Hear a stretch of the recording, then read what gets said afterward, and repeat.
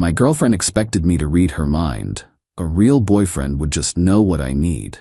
After 3 years of this, I said, "You're right." Then I gave her a breakup letter. I finally knew exactly what she needed: freedom. When she realized I'd stopped playing the guessing game, I, 27 male, have been sitting on this for about a week now, and I think I'm finally ready to share what happened. Buckle up, because this one's a doozy. Quick context: I was with my girlfriend for 3 years. 3 years of walking on eggshells, second-guessing every decision, and apparently failing some cosmic boyfriend test I didn't know I was taking. She was beautiful, smart, came from a good family. On paper, perfect. In reality, I was dating a mind reader, or rather, someone who expected me to be one. It started small. Year 1, we're at a restaurant. She orders a salad, I order a burger. My burger comes out looking amazing. She stares at it. Her, nothing. "You sure?" "You keep looking at my plate." Sighs dramatically.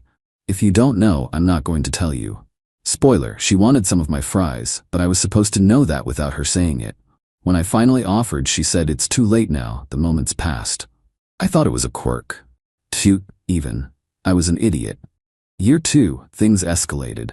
Every interaction became a test I didn't study for. Her birthday. I got her a really nice necklace, the exact one she'd pointed out at the mall 2 weeks earlier. Wrong move. A real boyfriend would have picked something himself, not just gotten what I showed him. It's about the thought. Valentine's Day. I planned a surprise dinner at her favorite Italian place. Wrong again. You should have known I wanted something more intimate, not a crowded restaurant. Our anniversary. I asked her what she wanted to do. Huge mistake. If I have to tell you, it doesn't count. You should just know after 2 years. By year 3, I was exhausted. Every conversation felt like defusing a bomb while blindfolded. Her favorite phrase became, "A real boyfriend would just know what I need." I heard that phrase probably 3 times a week, at minimum. Last month was the breaking point. We were planning a weekend trip, or rather, I was trying to plan one while she refused to give any input because I should know what she wants by now. Me, beach or mountains, just give me a direction here. Her, I shouldn't have to. 3 years together and you still don't understand me?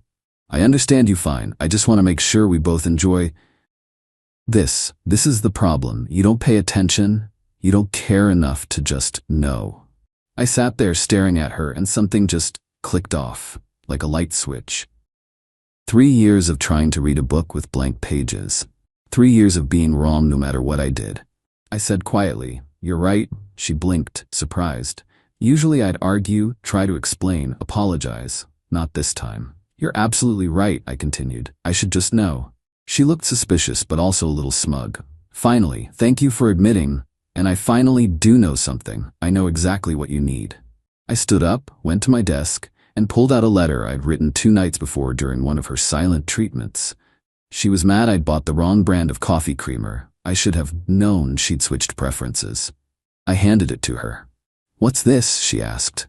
"What you need. Freedom. From a boyfriend who can never get it right." The letter was simple. 3 paragraphs. No drama, no blame, just facts. We weren't compatible. I couldn't be the mind reader she needed.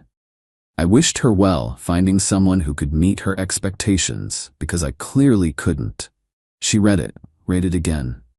Then looked up at me with this expression I'd never seen before. Genuine shock. "You're breaking up with me? In a letter?" I figured you'd want me to just know this was the right way to do it. No need to discuss. A real boyfriend would just know, right? She started crying. "You can't be serious over something this small." "It's not small. It's 3 years of never being good enough no matter how hard I try. I'm done guessing." I grabbed my jacket and left. Stayed at my buddy's place that night. Thought that was the end of it. It was just the beginning. Update 1 week later. So the fallout from the breakup letter has been something else. First 48 hours were relatively quiet. She texted a few times, ranging from, "We need to talk," to, "You're being dramatic," to, "I can't believe you're throwing away 3 years over nothing." I didn't respond to any of them. Then her mom called me. Her mom has always liked me. Saw me as the stable one who'd eventually propose and give her grandkids. So when she called, I actually answered. "Sweetie, what's going on? My daughter's a mess." With respect, I think you should talk to her about that. She says you broke up with her over a coffee creamer? I almost laughed. Of course that's how she framed it. That's not accurate. It was 3 years of being expected to read her mind and being punished when I couldn't. Oh, honey, that's just how she is. You know women, we want our men to pay attention. There's a difference between paying attention and being psychic. I tried. For 3 years, I'm done. She tried the guilt approach. Her father and I have been married for 30 years. You think I haven't had to train him? That's what relationships are. Training implies someone tells you what to do. She never told me anything. Just got mad when I didn't magically know. Well, maybe if you'd tried harder? Goodbye. Please don't call again. Thought that was bad? Day 4, her sister shows up at my apartment. I'd moved back in since it was my lease, and my ex had gone to stay with a friend. Her sister is intense. Picture someone who peaked in high school cheerleading and never quite accepted it. She barged past me when I opened the door. We need to talk about what you're doing to my sister. I'm not doing anything to her. I ended a relationship. With a letter? Do you have any idea how humiliating that is? Should I have just known the right way to do it? Because that was kind of the point. She didn't appreciate the joke. You're ruining her life. She's been crying for days. She can't eat. She can't sleep. That's unfortunate, but it's not my responsibility anymore. She loved you. She was going to say yes when you proposed. I stared at her. I was never going to propose. Her face went white.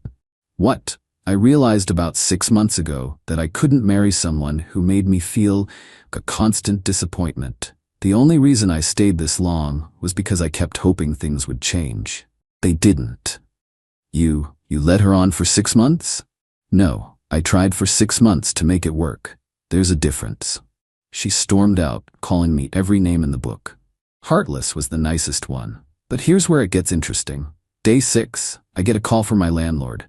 Apparently my ex had called him claiming I'd illegally evicted her from the apartment. She wanted him to let her back in while I was at work. Lucky for me, my landlord is a stand-up guy. He pulled the lease. Son, her name ain't on here. She's got no claim. I told her to take it up with you or the police. And if the police come, I'll show them the same paperwork. You're good. She actually did call the cops. 2 officers showed up at my door that evening. Explained the situation calmly, showed them the lease, showed them texts proving she'd left voluntarily to stay with a friend, and pointed out she'd never paid rent or been added to the lease in 3 years. The older cop nodded. Sir, this is a civil matter. She can come get her belongings with your agreement, but she has no legal right to the residence. The younger cop looked a little more sympathetic to her. She was outside in the hallway doing her best victim performance, but even he couldn't argue with paperwork. She had to schedule a time to pick up her stuff. I gave her 2 options: Saturday between 10 a.m. and 2 p.m., or Sunday same times. She wanted to come at 9 p.m. on a weekday, because that works best for her. I should have known that, apparently. I said no, weekend only. She could bring people to help, but I'd be there the entire time. My apartment, my rules. She chose Sunday. I spent Saturday packing her things into boxes, found some stuff I'd forgotten about, clothes she'd left, books, her extensive skincare collection that took up half my bathroom counter. Boxed it all. Then I found the journal. It was wedged behind the nightstand, must have fallen. Normally I wouldn't read someone's private journal, but curiosity got me, especially after a page fell open to an entry from about a year ago. What I read made my blood run cold. He didn't get me anything for our 2-year anniversary. Well, he got me flowers and took me to dinner, but nothing real. I tested him. Didn't tell him what I wanted, waited to see if he'd figure it out. He didn't. Mom says I need to be more direct, but I think if he really loved me, he wouldn't need directions. My friend at work agrees. She says her boyfriend always knows what she wants. I think she's lying, but it sounds nice. I'm gonna keep testing him. If he passes, I'll know he's the one. If he fails, well, that tells me everything I need to know. She was literally testing me. For 3 years, every interaction was an exam I was designed to fail. I put the journal in the box with her other stuff, didn't mention it, but I knew I'd made the right call. Sunday was going to be interesting. Update 2, the pickup day. Sunday. 10 a.m. sharp. I'd slept terribly but was ready. She showed up with an entourage. Her mom, her sister, and some guy I'd never seen before. Tall, well-dressed, smug expression. I later learned he was her work friend, the one whose boyfriend supposedly always knew what she wanted. Turns out he wasn't a work friend, but we'll get to that. I opened the door, but kept my foot behind it. You can come in, they wait in the hallway. Her mom immediately started, "This is ridiculous. We're here to help." "I'm sure you are, but this is my apartment, and I'm not comfortable with a group of people I didn't invite." She comes in, gets her stuff, and leaves. My ex rolled her eyes. "You're being so petty." "I'm being practical. 15 minutes. Everything's in boxes by the door." The guy spoke up. "Bro, just let us help carry things. We're not gonna steal anything. I don't know you, and I'm not your bro." He smirked. "She said you were like this." "Like what? Reasonable?" My ex put her hand on his arm, in front of me. "It's fine. I'll handle it." She came in. I'd stacked the boxes near the entrance, clearly organized. She immediately started going through them. "Where's my blue sweater?" "It's in the second box." I labeled everything. "I don't see my hairdryer." "Third box, bottom left, it's in a plastic bag." "What about my—" "If you'd actually look through the boxes, you'd find everything." I was thorough. She made a show of opening every single box, inspecting contents like I'd somehow sabotaged her belongings. Every few seconds she'd look up at me with this wounded expression. Classic. Then she found the journal. Her face went pale. She glanced at me, then back at the journal, then at me again. "Did you read this?" It fell open. "I saw enough." "That's private. You left it in my apartment, in my bedroom, for a year." Her sister appeared in the doorway. "Everything okay?" My ex shoved the journal in her purse. "Fine, let's just go." But she wasn't done. Never was. "I want the TV." I looked at her. "Excuse me? The TV in the living room, I helped pay for it." "You helped pay by buying pizza the night I purchased it with my credit card. That's not how ownership works." "I have receipts. We were a couple. Everything was shared." "Show me the receipts for the TV. Your name, your payment." She couldn't, because there weren't any. Her mom tried next. Morally, she contributed to this household. She deserves something. She lived here rent-free for 2.5 years. I'd say she got plenty. The guy in the hallway laughed. Actually laughed. "Damn, she told me you were a pushover. This is disappointing." My ex shot him a look that could kill. "Shut up." And there it was, the mask slipping. I looked at him, then at her. "Is this why you're so eager to leave? Got your next chapter already lined up?" "That's not. We're just friends." "Right? Friends who touch each other's arms and show up together at 10 a.m. on a Sunday." The guy shrugged. "We've been talking for a few months. She said you were basically over anyway." Her face went from pale to red. "Can we not do this right now?"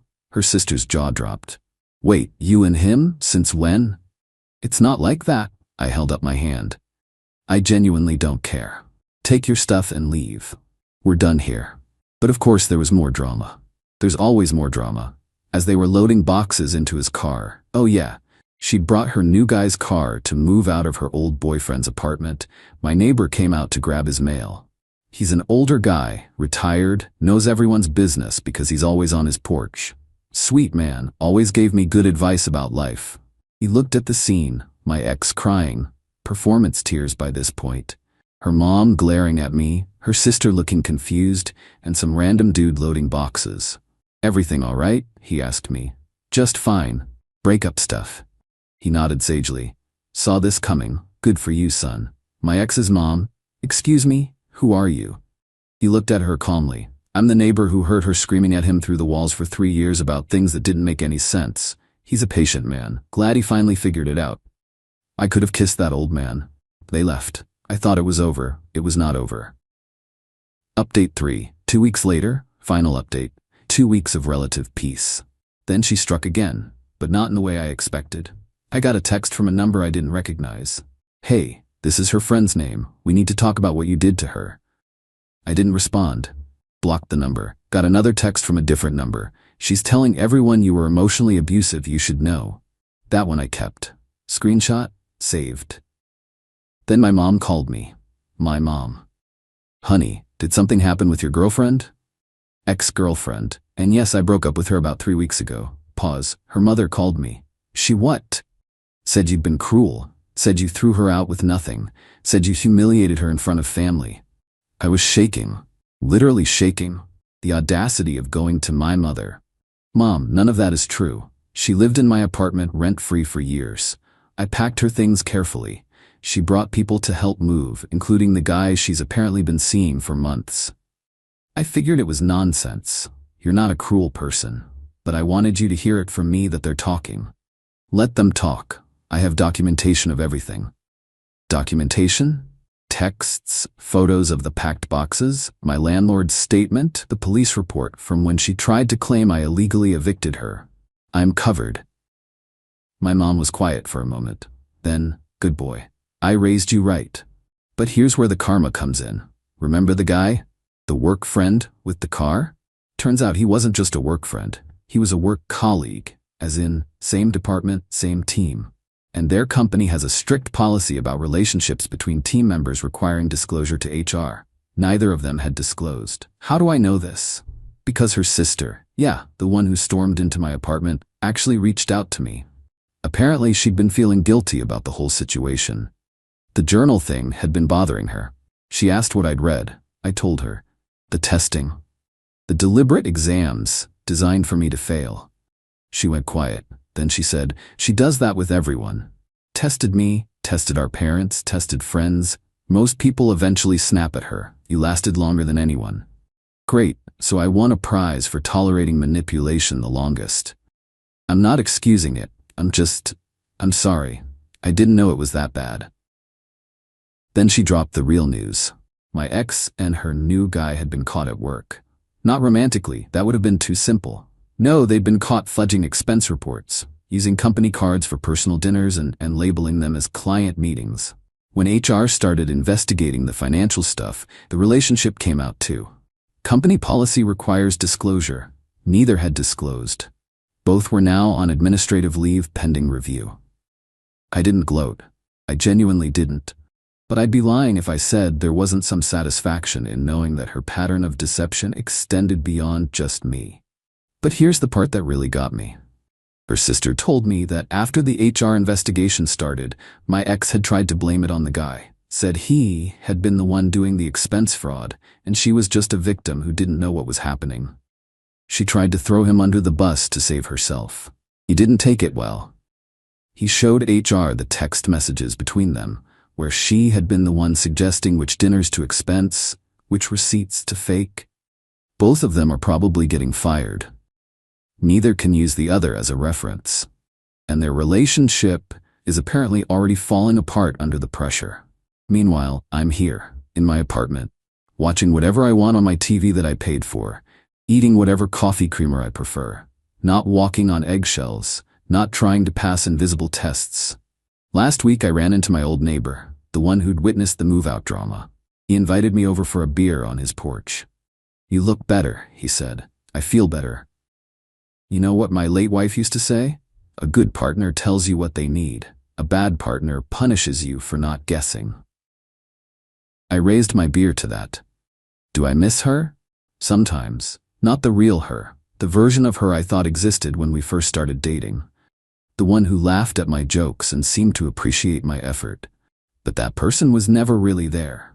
It was just the version she showed me before the testing started. I'm not dating anyone right now. Probably won't for a while. My therapist, yeah, I finally started seeing one, says I need to work on recognizing red flags earlier. Apparently, the "if you really loved me, you'd just know" thing is textbook emotional manipulation. Who knew? Well, everyone except me, apparently. My ex has tried to contact me twice since the HR thing exploded. Once through her sister, who refused to pass along the message, once through a social media DM from a burner account. Both messages were variations of, "This is all your fault." I didn't respond to either. Here's my takeaway. You can't win a game where the rules are hidden and change every time you play. You can only choose to stop playing. I finally knew exactly what she needed. She needed someone to stop enabling her tests and her tantrums and her expectation that love means mind reading. She needed freedom. And honestly, so did I. Thanks for reading. Time to go live my life without a scorecard I never asked for. Peace out, Reddit.